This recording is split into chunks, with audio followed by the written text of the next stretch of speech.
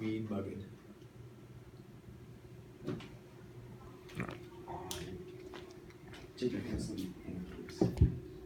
Alright, so today I'll be talking about police brutality.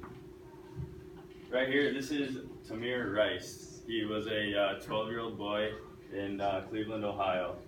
It was November 23rd, 2013, and he was out at his local park on the swing set. And one of the neighbors looked out his window and noticed he had a gun-looking figure, and he kept pulling it in and out of his pocket. And during the police call, the neighbor said that it's probably just a fake gun, but I'm just calling just to make sure, just to let you guys know that there's a guy or a kid with a gun. So then police came, and there was a recorder on the police cruiser that was turned on, and the policeman got there, and it said 19 seconds on the recorder, and by 21 seconds there was already a shot fired, and the kid fell over dead sitting on the swing. So this is just one example of police brutality. So the definition of police brutality is the use of any force exceeding what is reasonably necessary to accomplish a lawful police purpose. And that's according to encyclopedia.com. So anything that's excessive, more than what's actually needed to get the job done, would be considered police brutality. Like the story, the policeman didn't have to shoot a 12-year-old boy. A 12-year-old kid with a toy gun, a little excessive. And so this right here, this is a study done statewide or nationally. Each state was given like a survey on what grade they'd give their police force. And the national average rating was a D. As you can see in Minnesota here, we were rated with an F. So as you can see, you can see that people are scared and doubtful of the police, and this is never a good thing because the police are supposed to be here to protect us. But as you can see, nationally, the rating was a D. And then in the last 20 years, there's been a 60% increase in reported police brutality cases, and there needs to be a solution to solve this. And then the people, they are, like I said before, they're losing trust in the police. They don't feel safe in their own homes and in their own cities where they should feel the safest.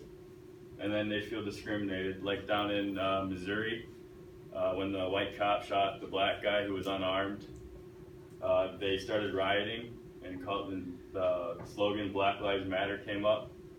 And solving these police brutality issues action needs to be taken now. So one solution is more training. Not verbal communication is the big one. According to Washington Post, the average policeman spends 60 hours training with his gun and just physical training in general. So taking people to the ground at a shooting range with the gun. And there's only 8 hours with like situational training, like talking to people to calm them down and how to handle situations without force.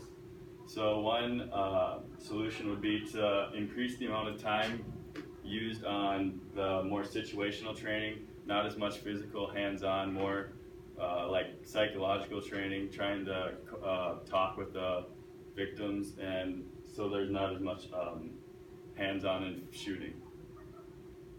Another solution would be more cameras. This is actually starting to become more popular now, but body cameras on the police, so that right here you can see the body cameras like on the chest of the policeman.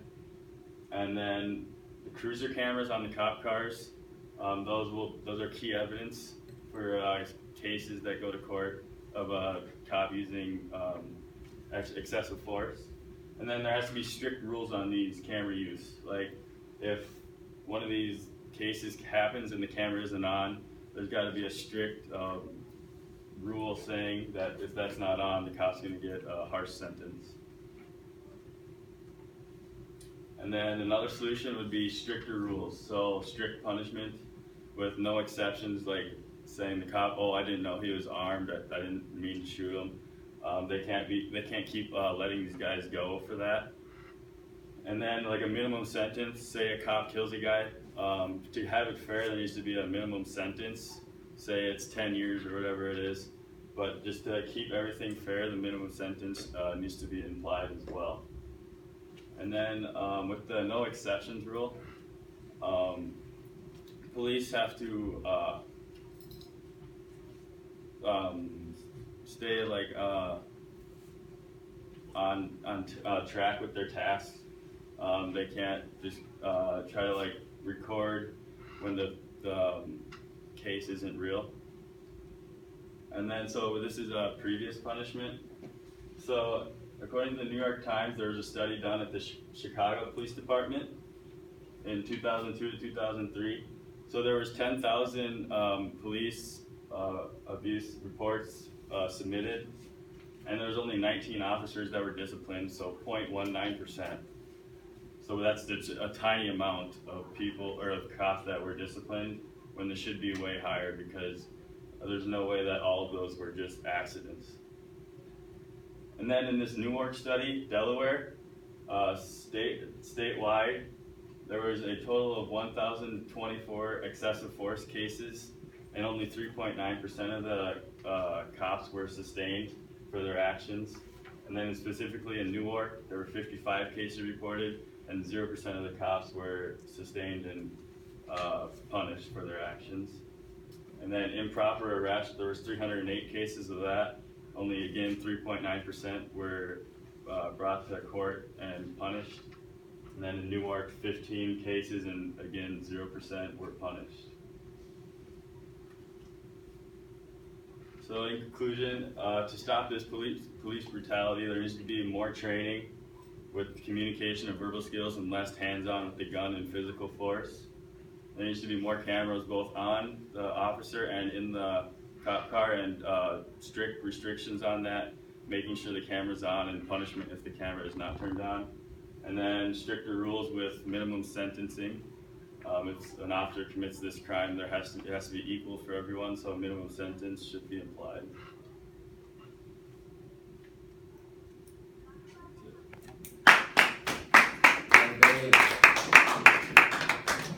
Do you guys have any feedback or questions? Yes, Jim.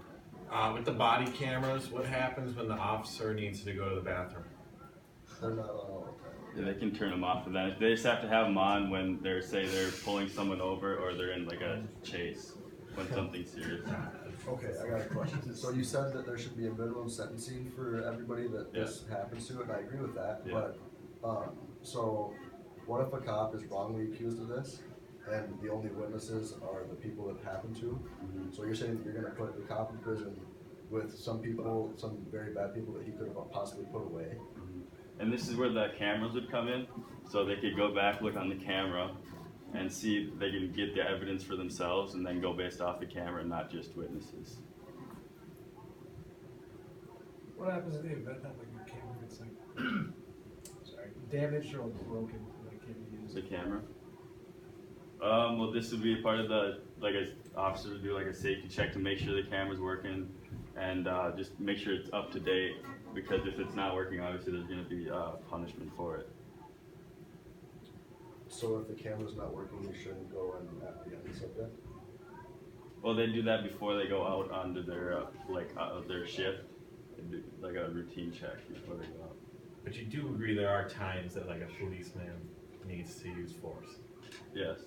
All right. Just not excessive. They have to know what's right and wrong, which would come from their training.